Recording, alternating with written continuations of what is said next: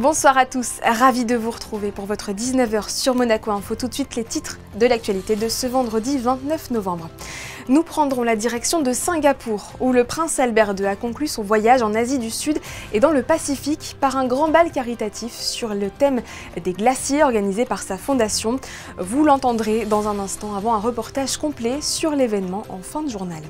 De son côté, la princesse Stéphanie poursuit son engagement auprès des personnes atteintes du VIH. Aujourd'hui marqué le déploiement des courtes pointes en mémoire des victimes du sida, un temps fort chaque année particulièrement émouvant. Parmi nos invités, nous recevrons Isabelle de Mongeau. En s'appuyant sur son histoire, l'ancienne joueuse de tennis professionnelle évoquera les violences dans le monde du sport en marge d'une conférence organisée par le Comité pour la promotion et la protection des droits des femmes.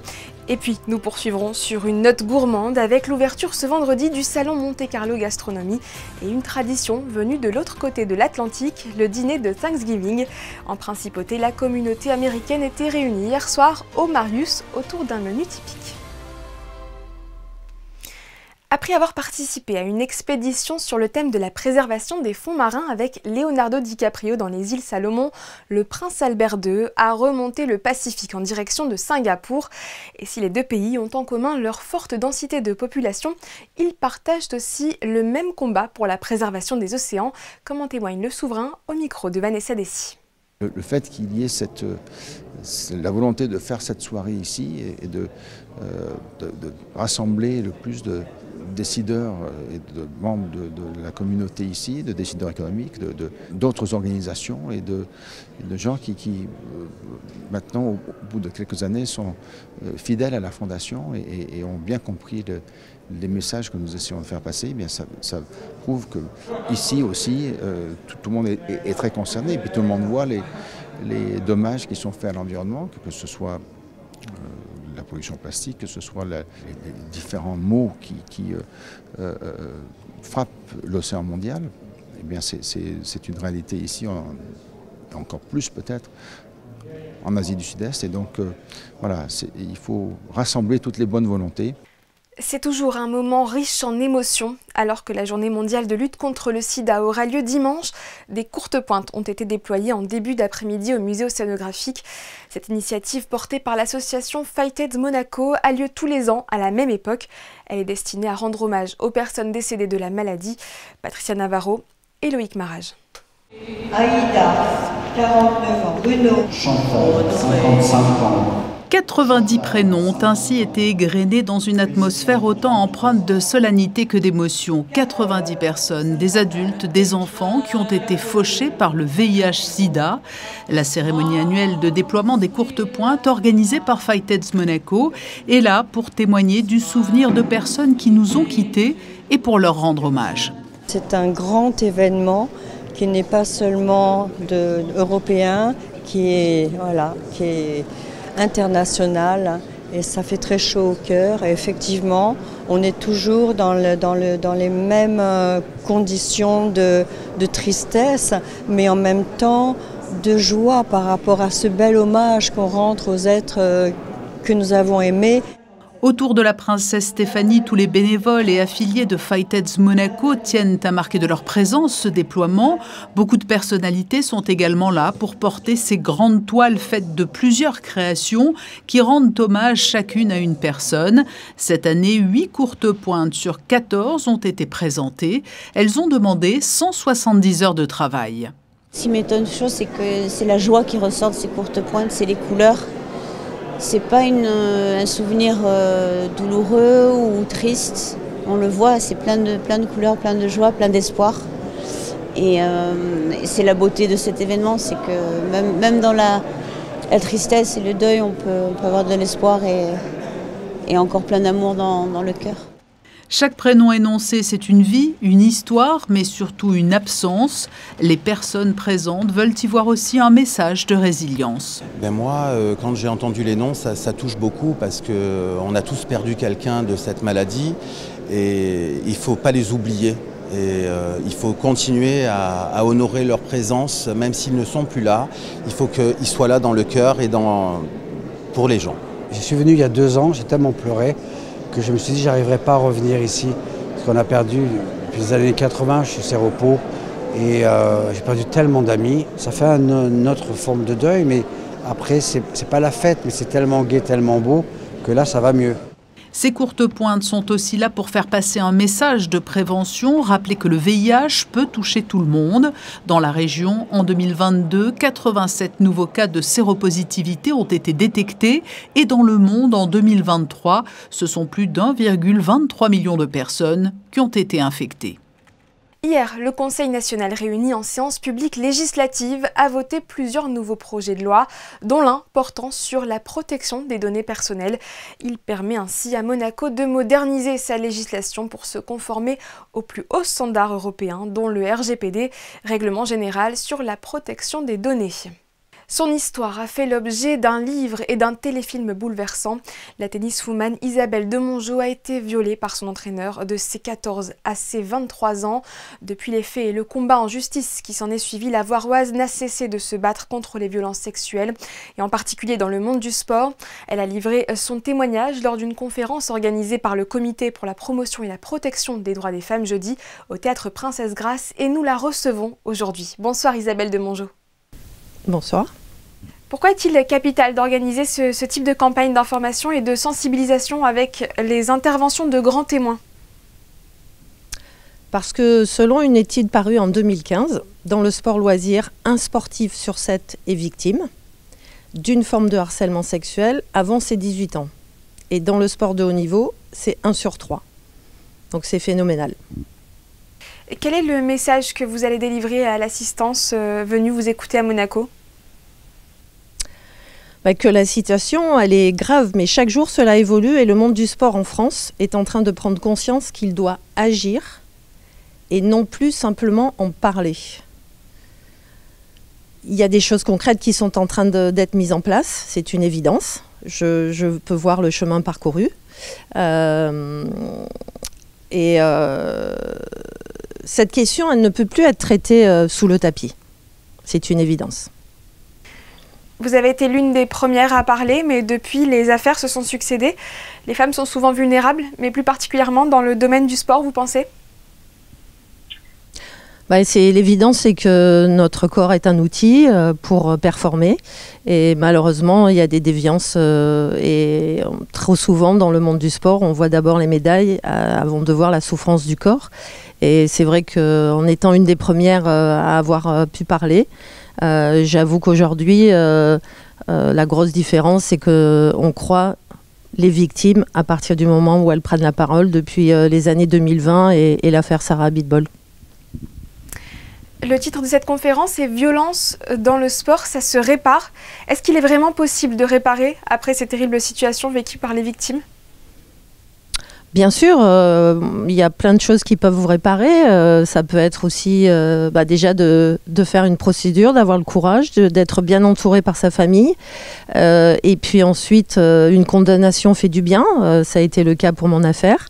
Et puis derrière, évidemment, une décoration du mérite, une décoration de la Légion d'honneur, qui font qu'on est reconnu au nom de l'État. Et puis après, une réhabilitation avec ma fédération française de tennis qui m'a permis d'avoir un poste aujourd'hui et d'apporter mon soutien non seulement à la cellule intégrité, mais aussi au sein de la pratique tennis et de l'enseignement. Quel est le principal enjeu aujourd'hui? Inciter les autres à parler ou parler pour que les auteurs de violences sortent de l'ombre, soient condamnés et que cela ne se reproduise plus? Éduquer les jeunes hommes aussi pour que certaines mentalités changent? Est-ce que c'est un peu tout cela à la fois? Bien sûr, c'est un petit peu de tout ça. Moi, je pense que dans nos écoles, on a un gros travail à effectuer sur les petits garçons et l'éducation qu'on leur donne. J'ai une petite fille de 10 ans. Je vois un petit peu comment elle s'articule dans cette vie. Nous devons faire en sorte, en tout cas, qu'aujourd'hui, la place des parents est importante. Les parents doivent être beaucoup plus vigilants, je dirais à 360 degrés. C'est-à-dire, on ne laisse plus un enfant rentrer dans la voiture de l'entraîneur quand on a fini et parce que ça arrange les parents qui sont en retard.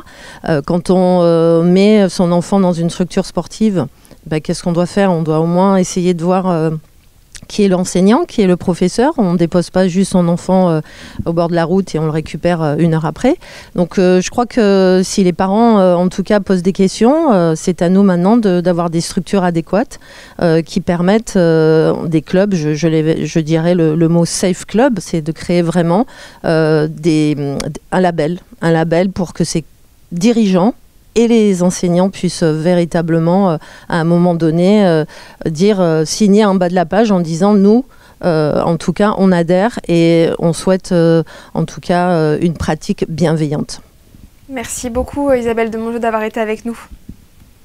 Merci.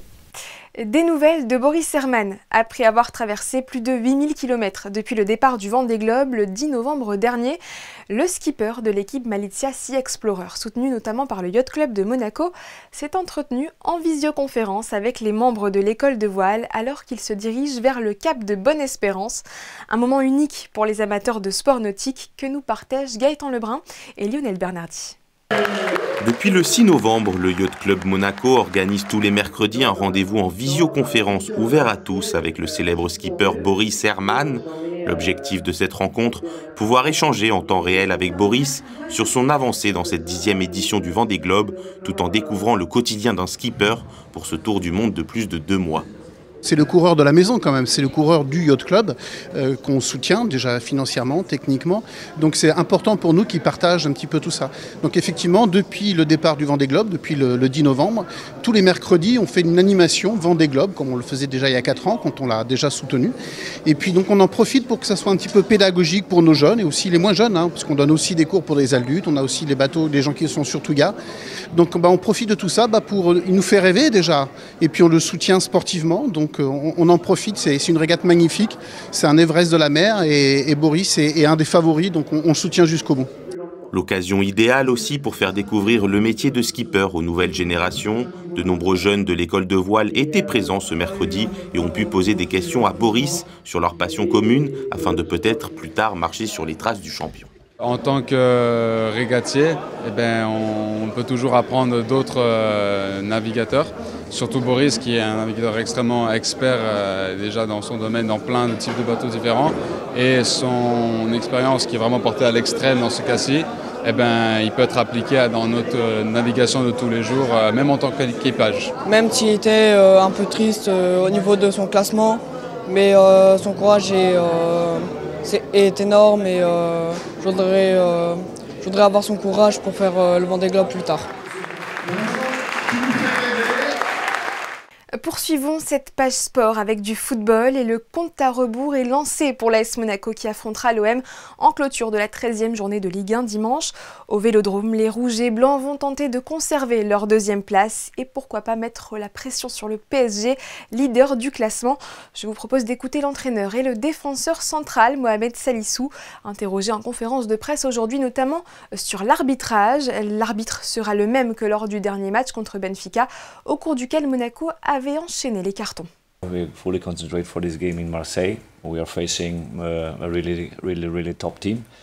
Change the coach, change lots of players. Players join the club with lots of quality and total other structure than last season. We received too many yellow cards.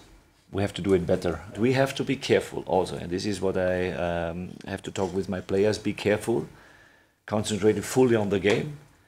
But the first yellow card in the beginning of a game, it can change a lot, and we've seen it also in the game against Benfica. It changed a lot, and we lost this game. I think we should be more professional sometimes. Not to go to the referees is very important because when you go like this, you get a yellow card. We are really prepared, and we know it's not going to be easy when you play against Marseille. This group is more, unity. I think it's very important, especially when you in the bad times, we are more together. This is the only way we can come back, in the winning ways. Like the last game, it was a really disappointing game, but we make sure like we go together to the fans and make applause to the fans and make sure we do the right thing to the next game. Yeah, I think unity is very important in the team. En rugby à 7, début de la compétition aujourd'hui pour les équipes des Monaco Impies à l'Emirates Dubai Sevens. Et nous pouvons dire qu'elle a plutôt bien débuté pour les Monaco Impies Développement. L'équipe composée de joueurs de la Fédération monégasque de rugby et de l'AS Monaco Rugby a remporté ses 2 premiers matchs face à la Christina Noble Children Foundation Sevens, 24-10, puis face à la JC Old Boys, 33-7. Les Monaco Impies ont eux pu compter sur le soutien du prince Albert II qui a fait escale à Dubaï pour venir encourager l'équipe de la Principauté. Le souverain a assisté à la précieuse victoire des joueurs de Nicolas Bonnet face aux Froggies, 12-7, une formation composée d'espoirs français et d'un champion olympique. Malheureusement, les Monégasques se sont inclinés face au Shogun 31-0. La suite de la compétition demain pour les 2 équipes. Du gazon, passons maintenant à la glace avec la participation de Davide Leutenbrain à la Santa Claus Cup à Budapest. Le patineur estampillé Monaco est pour l'instant leader du programme court. Il présentera son programme libre demain et nous reviendrons bien entendu sur le résultat final de la compétition internationale qui se terminera lundi prochain. C'est un salon qui tombe à pic juste avant l'arrivée des fêtes de fin d'année. Je parle bien sûr du Monte Carlo Gastronomie dont la 27e édition a été ouverte ce vendredi sous le chapiteau de Fontvieille. Au programme de ces 4 jours, une centaine de stands, des dégustations de fromage, de vin, de champagne, des animations mais aussi des concours culinaires et des démonstrations de chefs prestigieux. Avec le reportage qui va suivre, Christine Petit-Homel et Thomas Deus vont vous mettre l'eau à la bouche. Suivez-nous dans les allées de ce salon tant apprécié par les résidents. À quelques semaines des fêtes de fin d'année, les exposants venus de tout horizon nous proposent un panel de produits variés, rigoureusement sélectionnés depuis maintenant 27 ans. Grands crus, chocolat, viande, huîtres, charcuterie, douceur, fromage et j'en passe. De nombreux savoir-faire qui réveilleront à coup sûr vos papilles. On a un laboratoire de production au milieu des oliviers parce qu'on voulait être dans la nature. Et c'est mon mari le chocolatier qui fabrique tout. On a une multitude de tablettes. On a aussi fait une tablette citron de Menton. Donc ça, c'est des citrons que je suis allée chercher hier à Menton. Et c'est un caramel au jus de citron. On a aussi avec des amandes de Valençol. On a la rose de Tourette-sur-Loup. On essaye au maximum de travailler avec des ingrédients locaux. Et non, ce n'est pas Monsieur Jambon, ni même Monsieur Jean Boucan, comme certains le surnomment, mais c'est bien Monsieur Patanegra que nous retrouvons dans une allée du salon, couteau aiguisé à la main, prêt à trancher sa fameuse charcuterie emblématique de la gastronomie espagnole, étant appréciée pour ses saveurs ibériques. Comment on reconnaît un bon Patanegra ? C'est pas très compliqué. Il faut qu'il y ait un beau persillage sur la chair. Regarde. Tu vois ? Là, tu as un beau persillage dans la chair et tu as les petits grains de sel, tu vois, qui commencent à se former. En fait, c'est quand, au moment de l'affinage, on le fait vieillir très longtemps. Ça, c'est un 60 mois d'affinage, donc c'est vieilli 5 ans en cave, d'accord ? Et en fait, l'intégralité de l'eau qui est présente dans le muscle a séché, d'accord ? Et en fait, tu as les cristaux de sel qui vont venir se resserrer et former ces petits points blancs, d'accord ? Et ça veut dire qu'il a été affiné suffisamment longtemps et il vient puiser dans le grain. C'est ce qui fait ce côté fondant et pas du tout acide, en fait. Agriculteur dans les Ardennes et producteur de plantes certifiées sans gluten, Vincent Contal est un amoureux du bon produit et du travail bien fait. Son adage, le plaisir d'accompagnement sain tout en restant exquis. Ces produits-là, aujourd'hui, on est capable de faire des biscuits salés et sucrés, comme vous le voyez devant vous. Et on est sur l'innovation avec réduction de sel et réduction de sucre. Un biscuit apéritif, on est à moins de 2 grammes. On est là pour accompagner les alcools les plus délicats comme le champagne, le whisky ou le vin blanc. Les gens souvent sont sceptiques et là on vient de goûter, c'est extrêmement bon. Parce qu'on produit notre matière première, on a été du semis, on a été dans les champs, on a semé nos graines, on a fait nos farines avec nos moulins à meule de pierre. Et derrière on a une traçabilité et on a accompagné avec les meilleures matières premières qu'on trouve dans notre pays. Et alors là, nous, on est tombés amoureux, enfin moi personnellement, de cette petite mixture. Alors qu'est-ce que c'est ? Alors, un caramel au beurre salé, il faut savoir qu'aujourd'hui, on est entre 50 et 70%, voire 80% de sucre.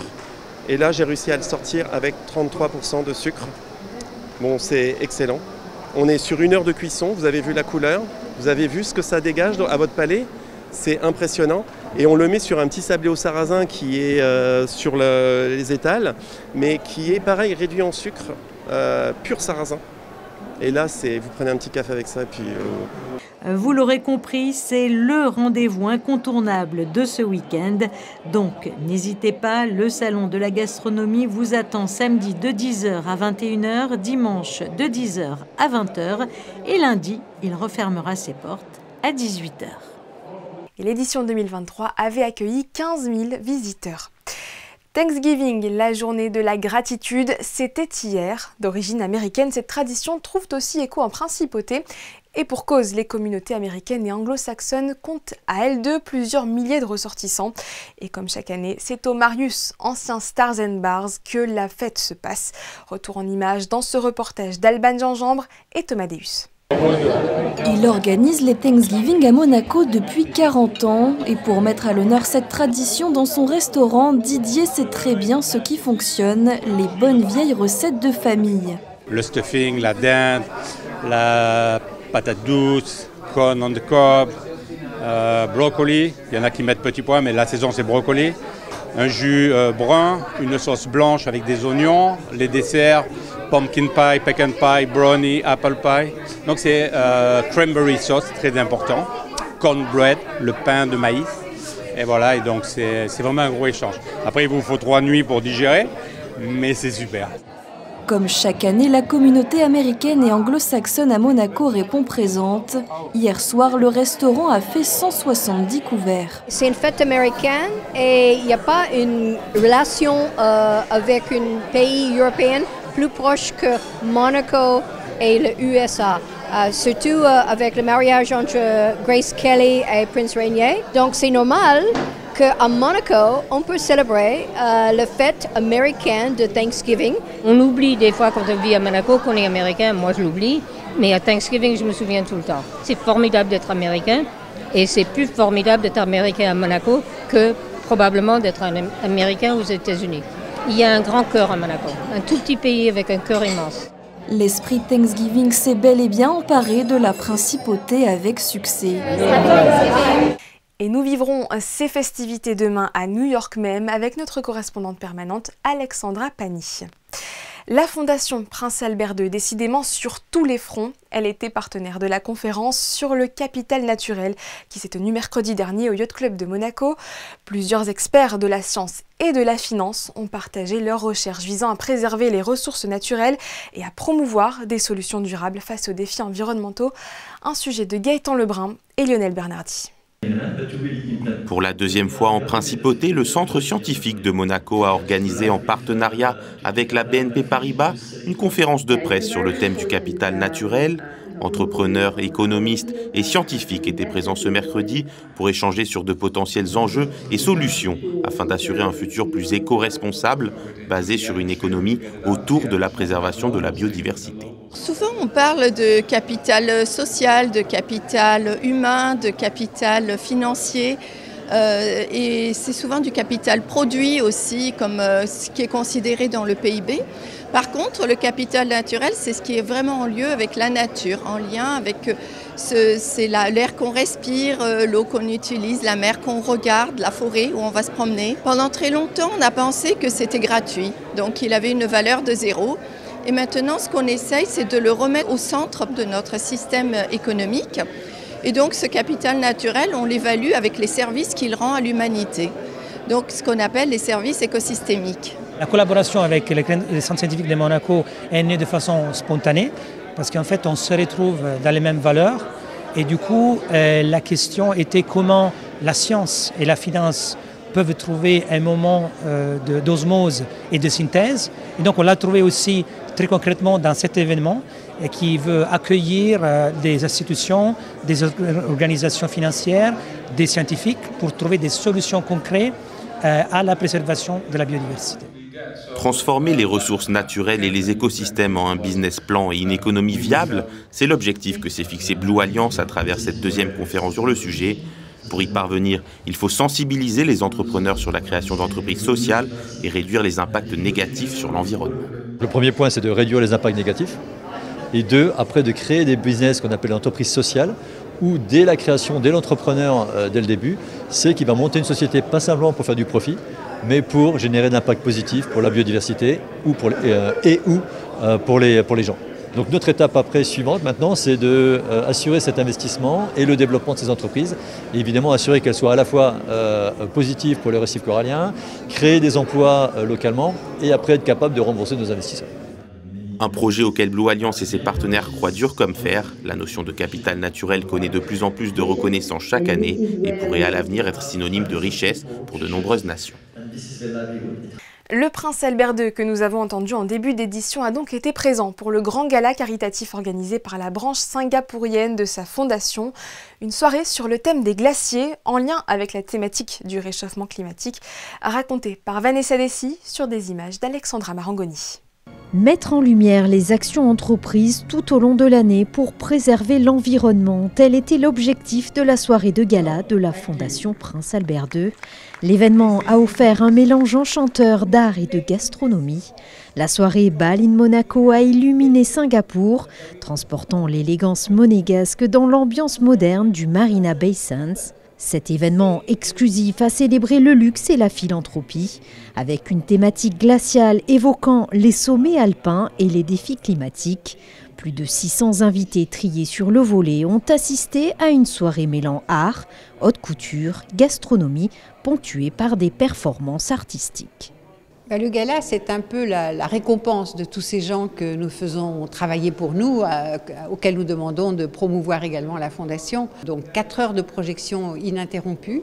Et donc voilà, donc l'idée c'est de remercier tous ces gens qui nous soutiennent et eux nous remercient à nouveau parce qu'après ils achètent des tables et ils réenchérissent, enfin ils font de beaux dons. Et donc voilà, nous faisons ce gala parce que nous pensons que ça aide aussi. Il n'y a pas que le côté éducationnel, bon c'est très très important, mais par contre il y a aussi un côté où il faut récompenser les gens et leur dire allons-y tous ensemble. Le ministre des Affaires étrangères de Singapour, Vivian Balakrishnan, était l'invité d'honneur de cette prestigieuse soirée de gala. Reconnu pour son engagement en faveur du développement durable et des initiatives climatiques, il symbolise la coopération internationale nécessaire pour relever des défis environnementaux mondiaux.